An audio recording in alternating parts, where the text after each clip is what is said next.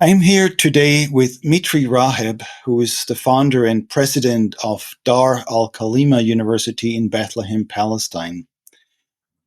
He is the most widely published Palestinian theologian today, and he's the recipient of many international prizes, including the 2017 Tolerance Ring from the European Academy of Arts and Sciences and the 2015 Olive Palme Prize. His most recent book, I need to mention here because it is just so absolutely relevant for now, is Decolonizing Palestine, the Land, the People, the Bible. I actually have a copy here, Decolonizing Palestine, the Land, the People, the Bible. Mitri, I'm very happy to have you with us, especially in these difficult times. Thank you for joining us. It's a pleasure to be with you, Jörg. Thank you. I have 5 or 6 questions. We have about 30 minutes. So let me get with the first one today. And I've heard you talk about these things elsewhere. So I'm really looking forward to introducing your thinking to our audience here. So it is clear to everyone that people and the planet are facing many challenges today. And of course, one could list all kinds of things that are, hurting, harming people, that are creating problems. But the basic question for me is always, what exactly are we up against? So while there are many things, what are the main problems? What are the main causes we need to deal with? What's happening in your perspective, Mitri? Thank you. I think, Palestine is really important in this context because Palestine has become like the moral campus of the world today, where you can see most of the problems in the world actually in a concentrated form visible here in Palestine. And one of the most important things that we are facing right now is necropolitics, what's Bombay called necropolitics, which is this industry that is creating death instead of life. And you can see this actually 24/7 on the screens coming out of Gaza, where over 40,000 people have been murdered by Israeli airstrikes. We are not sure how many are under the rubble. There are almost 100,000 injured. And on daily basis, you have tens and tens of people dying because of lack of access to health, lack of access to food, to security. And so you see the necropolitics there. And part of that is the military industry. If you talk about military industry, Israel is like the 7th largest military state in the world. And right now, what's happening in Gaza actually, and this is why Israel has to, every few years, to wage a war on Gaza so that they can test the latest invention in military industry. And actually, Israel sells this equipment, and they say it's tested on real ground, which means on real people, which means on Palestinian bodies.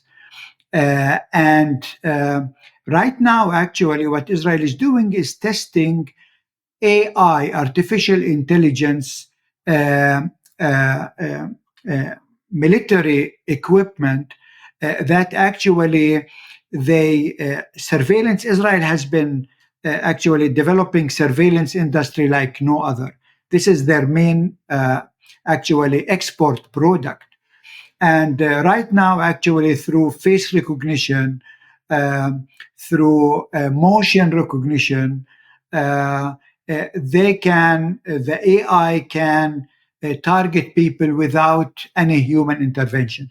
It's very scary, but this is actually this necropolitics that is being actually implemented and tested in Gaza. With that, actually, what we see is, how fascism and populism as the second uh, um, issue that we are facing as Palestinians. Uh, this is where you have, as Arabs with an Orientalism perspective, people are demonizing us. This is what Edward Said, wrote about many years ago. But then you have the Islamophobia. So Palestinians are viewed as Muslims, and Muslims actually that are not worth living. And so killing Muslims, Palestinians, also Christians are killed, but we are viewed as Muslims. Uh, Nobody cares. Imagine if 40,000 Jewish people were murdered by any state. I mean, the whole world, the whole empire will be in uproar. But because they are Palestinians, they are Arabs, they are perceived as Muslims, it seems nobody cares. And this is part of this fascism and this populism that is really is the second. The third problem, and here I speak as a theologian, is all of that actually militarism, populism, and fascism is connecting to the Bible and to religious narratives. And this is where the Bible, which is supposed to be a book of liberation, pro nobis, for us, actually promising us life, becomes a Bible and a book that is promising us death, because then we are viewed as the Canaanites, we are viewed as the Amalekites, and you can hear Netanyahu quoting 1 Samuel 15, verse 3, talking about Amalekite, where God himself is saying, go kill everyone, don't spare man, woman, old, young, suckling, even don't spare sheep and ox, as we hear it in the Bible. And so you have this necropolitics powered by a theology that actually demonizes a group of people for the sake of their reading of the Bible. And this is how the Bible is being weaponized against us. With that, actually, you have Christian Zionism, which is actually the software of the empire that supports settler colonialism. And this brings me to the fourth point, which is settler colonialism, which has been a topic since over 400 years, because this is what Europe did in North America. This is what they did in South Africa and other countries there. This is what they did in Australia, New Zealand. And settler colonialism means these are settlers, white settlers. So you have the whole whiteness, settler who go to a country to settle there permanently with the aim of eliminating the native people. Again, this is what we see in Gaza, in a very, very concentrated form. And last but not least, the climate change that no other region actually is being affected by it like our region. In 2100 in 2100 in the year, they believe, the scientists, that over 200 days a year, the temperature in this region will reach over 40 Celsius. Wow. Which is unlivable. And we are already witnessing this. I mean, this whole last month, we have almost 36 Celsius, degree in Celsius. Actually, many cities on the Mediterranean will be affected by the rise of water because of the climate change. And so this challenge is something that we don't talk about it right now very much because we're observed with the other issues, but this is another major issue. These are just maybe the 5 major. I can go on and on. Yeah, those are all so crucial. So thank you for being so clear about it. For our American listeners, 40 Celsius is way above 100 Fahrenheit. So this is, I don't know exactly 110 or 14 or 15. So extremely hot and unlivable.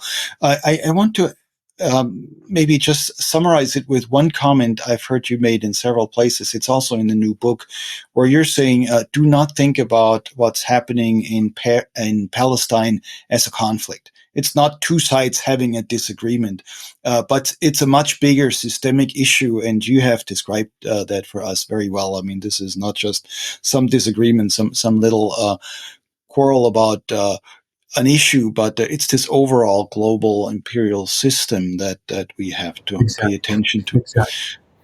Now, since we're theologians, the theology here is important, and you've already mentioned Zionism, and then there's a Christian form of Zionism. These are conservative theologies that are immensely powerful, of course, are very strongly represented in the United States as well.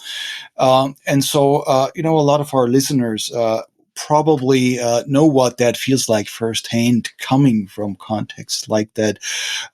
But in the United States, we have this problem that once people realize the limitations and really the problems with these conservative approaches, the assumption is, well, the only other option is liberalism.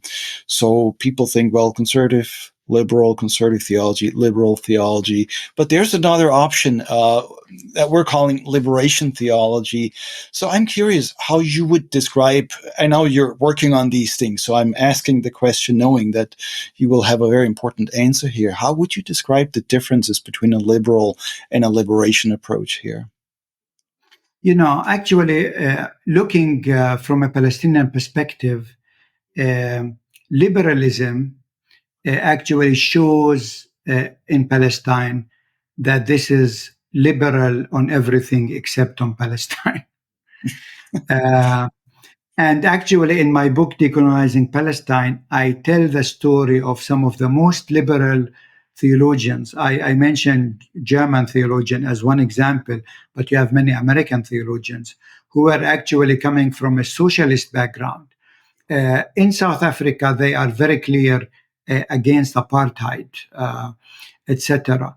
But when it comes to Palestine, they became very conservative, and this is what I call liberal Christian Zionism, Mm. which actually becomes a tool not of liberation, but a tool of colonization.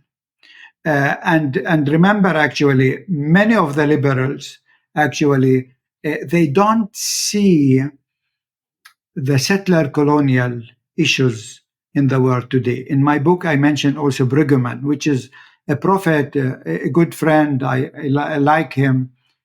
But when a liberal theologian like Brueggemann writes a book about land and doesn't mention the Native Americans, doesn't mention settler colonialism, there is a problem in this kind of liberal theology because it it it becomes like it makes a make up hiding the systemic, some of the most systemic problems that are there. And so for me, liberation theology has to tackle the systemic issue and has to be very critical, including critical to the whole biblical narrative. Mm. Because we have really to be very critical of the narrative itself. And so a decolonial perspective, this is what for me liberation theology, if it doesn't connect to a decolonial perspective, then it's really not about liberation. Thank you for being so clear. This is something we're still working out in theological education in the United States, where we're grateful for having some progressive, some liberal colleagues, but it is precisely that struggle that so many of us are pointing to say, you have to be taking sides. You have to understand how theology shapes up differently. And so I'm actually wondering if you could give us a few examples. So, for instance, if you think about images of God or images of Jesus, images of the church, those kinds of things, how would they shape up differently from a liberation perspective? I mean, for example, when it comes to some stories in the Old Testament, uh, what I see today is how the warrior God is becoming again important uh, in politics. But I mean, there are also some theological background to it. Uh, and I think, like liberal theologians, they tried in the last maybe 5 decades to underplay this, not to take it seriously, that there is really a problem, how God is being, the image of God as the warrior, that does wars, and that actually order genocide. Uh, we really didn't come to challenge this whole notion, not just to underplay it, but there is a real problem that we did not deal with, and I think it's high time to deal with it. Uh, I mean, another issue, is when you talk about Jesus, and then I think, Jörg, you came to our church in Bethlehem, and then you see the glass, beautiful glass windows from 19th century that were brought from Germany to put in this church that Germans started. And you look at Jesus and you feel Jesus actually originated from Scandinavia with his blue eyes and blonde hair. And it's very difficult actually for people, even for liberal theologians, to name Jesus as being, this Palestinian brown Jew who was facing the empire and who actually was crushed by the empire on the cross. It's more like the sweet Italian Jesus that we all love and worship, and we forget actually that Jesus actually faced this heat of the empire on his own body. Uh, and so we need to reread all of these biblical story in a new lens. And for me, actually, the Palestinians, because they live in this context um, of Palestine that is surrounded by all of these empires, and we feel the heat of the empire on our own bodies all the time. This perspective can be actually a hermeneutical key to understanding the Bible. And for me, this is my task. I think for a long time, when I was young, for me it was important to quote German theologians that taught me, etc. Sorry, Jörg, but I get it. but Yes, sure. today we need to look, and I think this is really important. Academia after Gaza and theology after Gaza cannot be the same like academia before Gaza and theology before Gaza. And I think what's happening and this is my last example, what happened and what is happening on campuses in the United States, you could see that these most liberal universities actually could not allow space for Palestinian voices and for pro Palestinian voices, for pro liberation voices. So they wanted to be liberal, but not liberational. That is such a great example for the difference between liberal and liberationist. I mean, in some ways, if you look at what's happening on the conservative side, we're glad that there is at least some liberal space that creates openings, but it is not enough. And this is where I think your work comes in, our work comes in. Of course, in Germany, as you well know, there was the whole theology after Auschwitz. I mean, it's exactly what you're saying, theology after Gaza. And there were a few theologians who dealt with that for a while. But when I was a student there many years ago now, it was always sort of looking towards the past, thinking, well, this was a bad time. Good thing we're beyond it. One thing we know for sure now is we're not beyond it. This is not about the past. This is about the present and also the future. So I really appreciate your theme here of a theology after or even during Gaza.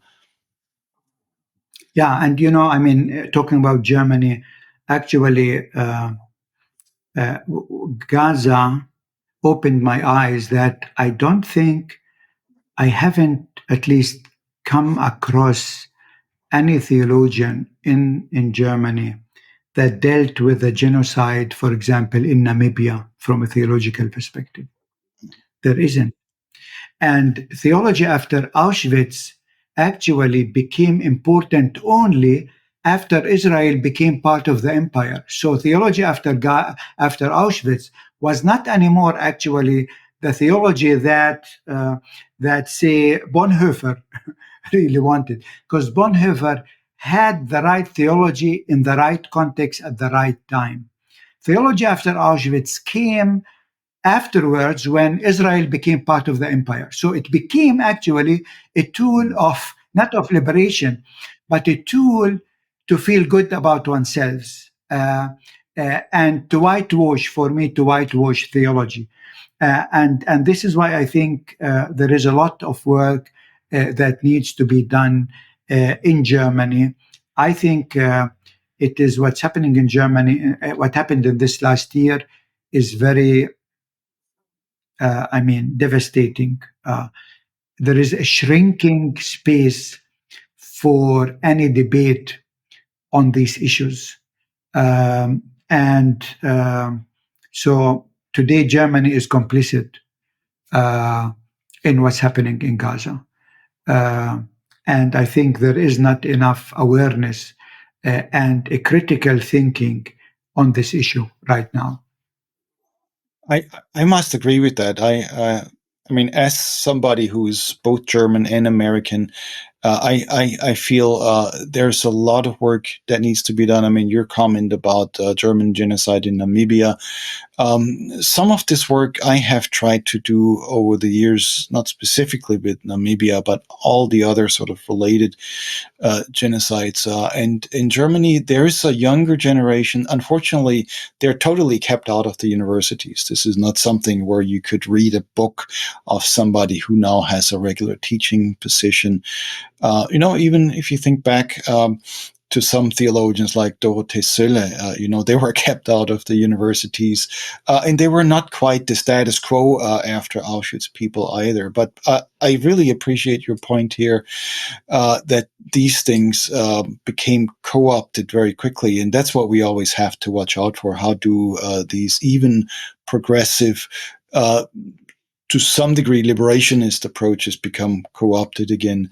That's a constant danger.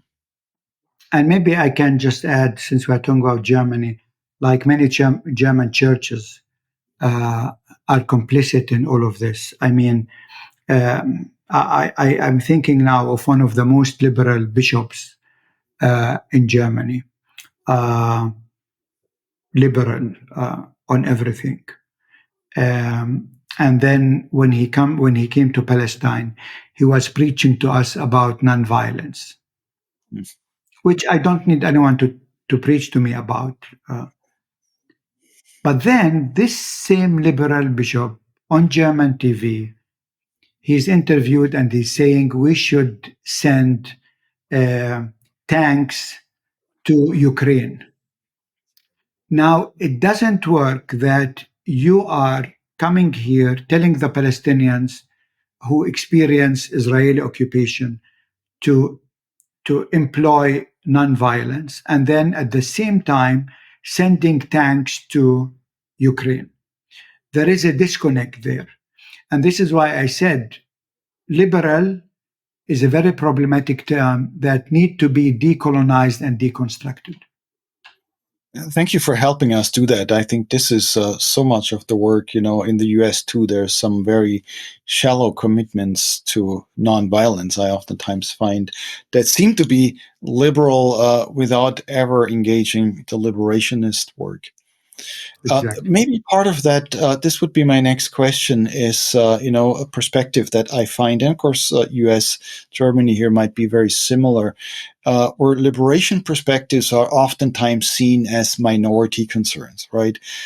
This is the concern of, a certain group of people, a racial minority, an ethnic minority, something like that. And so then liberation theology becomes special interest for a few, some other people might have an interest too, but it's not that relevant to everyone. And of course, in Palestine, this looks different. What you're doing is not minority theology.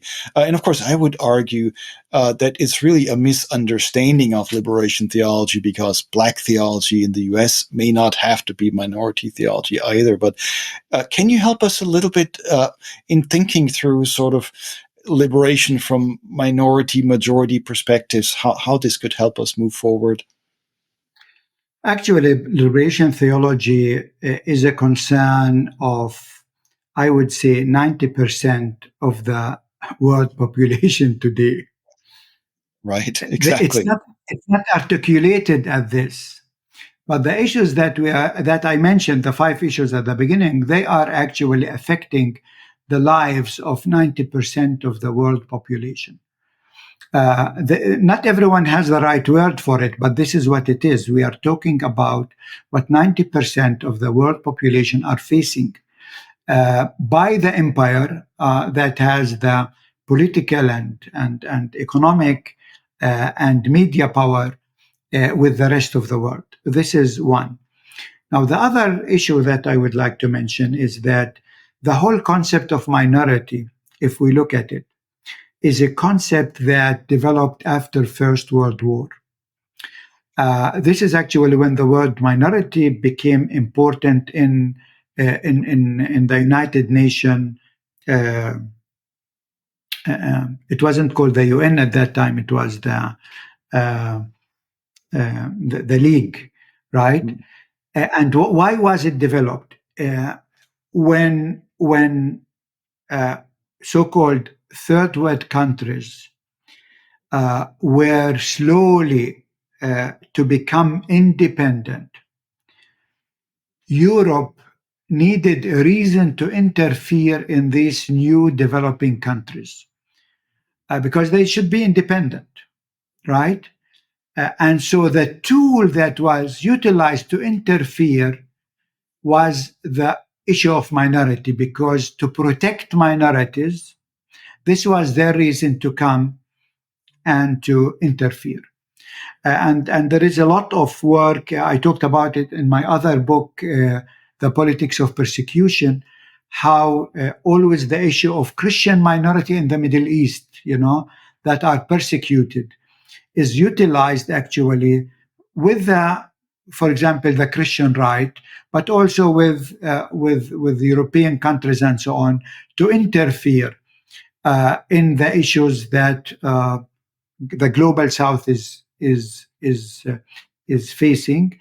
And actually, these same countries, they don't look at the minorities that they have in their own countries. And now that you can see, as long as Europe was white, etc., it was easy to be liberal. But now, with the increasing number of Muslims, with the increasing number of immigrants, you cannot be any more liberal. So liberalism actually showed that this was a fake concept that really people could afford, because anyhow, it was a luxury. It wasn't an issue for Europe. And the third thing is, as a Palestinian Christian, I don't see myself as a minority. I'm part of the majority. I'm a Palestinian. and I refuse to be called minority. Because what I face is what everyone in Palestine faces. If he's Muslim, Christian, agnostic, whatever, this is our struggle. And so liberation, and this is why, maybe many years ago, I was developing theology for the Christian community. That's like the European upbringing that I was, or study that I came back with from Europe. From a decolonial perspective, no. The theology that I develop has to be a theology for the whole people. The biblical narrative actually provides us with lots of strong symbols, like the cross. If you want one word to summarize our struggle, it's the cross. This is why Palestinian artists has been all the time, even Muslim artists, depicting Jesus on the cross. Because if there is one symbol that tells our story, it is the cross. So this becomes not the dogmatic issue of a minority, but it comes actually, it's the experience of the majority of the people. And this is what I would call liberation theology. Thank you for that. What we really need to understand here is that the oppressed, the exploited are always in the majority. This is not just a small group of people. Of course, some of our language, we talk about the marginalized, and we think there are some people on the margins outside of everything else. But this is really not the margins. This is the majority. It could be seen as the center, and of course, it could be seen as the place where God is at work. That's part of that shift from liberal to liberation also, right? It's not the point God is everywhere. Of course, yeah, God is everywhere, but how is God actually at work with, you're talking about the 90% of the world's population. In the Occupy Wall Street moment in the United States, 2011, we started talking about the 99%, reminding the top 10% that they're not also the beneficiaries as much as they think, because that's what the system does to fool people, to think, well, if you're an American who has a house and 2 cars, you basically have made it. But maybe you haven't, and maybe you cannot, well, for sure you cannot guarantee your own future, your own happiness, the happiness of your children. And so the liberation perspective here, I say this especially in a North American context, is really reshuffling the deck of cards in such a way that we understand how this system is ultimately out to kill us all. As the labor unions often say, an injury to one is an injury to all. And so while, of course, there's also the problem of too quickly identifying yourself with the oppressed, we don't want to appropriate somebody else's identity and so on. We need to realize maybe even people that never thought about it have more in common with the people in Gaza than with the people in the ruling elite places that are running the world. Exactly. And I think, this also has to do, I think, with this issue of consumerism. That is also another issue, which we face, where people think, if they have more stuff, they are part of the better off people, but it's not. And so we have to critique the whole consumerism culture that is promising people heaven on earth while it is really not heaven. So what changes here is really the notion of solidarity, where, in this consumerist world, people think they're in solidarity with the top 1%.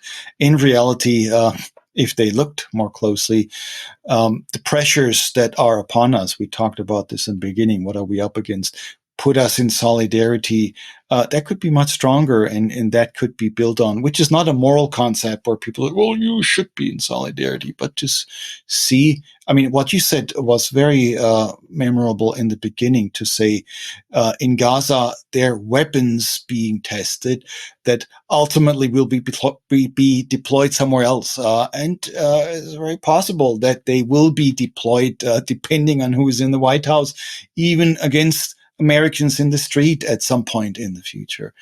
So these are tremendously important questions. There's a life and death questions, really, that we have to learn by listening to the work that you've been doing and to what the people have been saying. And I think Gaza was really a critical moment because many people in the world started identifying themselves with Palestine. They are not Palestinians. Maybe some of them have never heard before about Palestine, but what they saw was not right.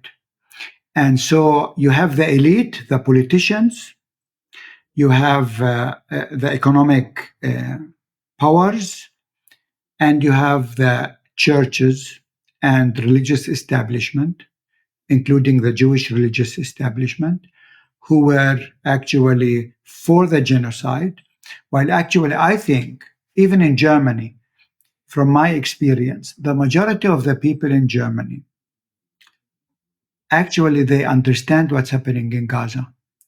And there is a disconnect, there is a gap between them and the elite and those in power. And so, yeah, I think we need to work more on that to show that this is really the case. And Gaza opened the eyes of many people in the world that this world, if it continues like this, it's going to be a world that is controlled fully by necropolitics, and not only necropolitics against Palestinians, necropolitics everywhere. Yeah. The politics of death everywhere. Well, we're pretty much out of time, but one quick final question here. In terms of your own thinking, where do you think the liberation theology project is headed from here? I mean, you've already talked about theology of after Gaza, which is one way of thinking about it. Would you like to add anything else at this point? Yeah, I think we have now really as theologians to think of, as theologians, how to deal in context of genocide, for example. I think we need to reread the whole apocalyptic literature as liberation theologians, because what if you look at Gaza, the images? This is apocalypse now. It's not what John saw in his dream or visions. This is real. I don't think as theologians we really struggled with this issue. How to deal in an issue where apocalypse is real and is now. So I think we have all of these, settler colonialism. We started dealing with it, but I think we need to. And for me, I see Gaza as an invitation to theologians and scholars and people, very normal people, on the street in the global south, or part of the global south, because there's a global south in the north as well, to rise in resistance to this power that dominate, but also to develop our own narrative, our own issues, and to develop our tools for a different world, that if it will not come, and if we will not help it to come, it's going to be very tough for not only Palestinians, for the rest of the world. Thank you for that conclusion, and thank you for all the crucial insights that you shared with us. This is a lot for us to process. But this is what needs to happen. I mean, we can no longer play these sandbox games that theologians have played for so long. So thank you for opening our eyes and leading us forward. Thanks again, Professor Mitri Raheb, for being with us. And I look forward to future collaborations together. Thank you. Great to be with you.